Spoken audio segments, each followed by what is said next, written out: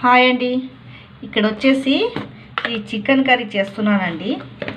ఇది చూడండి, ఇలా చేసుకుంటే చాలా రుచిగా ఉంటుందండి చికెన్ కర్రీ. ఇది ఫస్ట్ ఉల్లిగడ్డలు వేసుకోవాలండి, పచ్చి దాంట్లోనే ఆనియన్ కోసి పెట్టుకునేది. తర్వాత దాంట్లో అల్లం పేస్ట్ వేసుకోవాలండి, కారం వేసుకోవాలా మనకు రుచికి సరిపోయేంత, పసుపు వేసుకోవాలండి, తర్వాత మనకు రుచికి సరిపోయేంత సాల్ట్. ఇది చాలా టేస్టీగా అవుతుందండి ఈ కర్రీ. పైనుంచి ఆయిల్ పోసుకోవాలండి.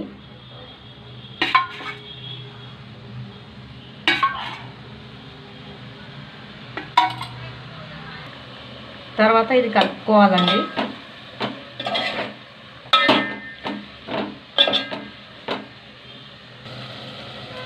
ఇది బాగా వేగాలండి,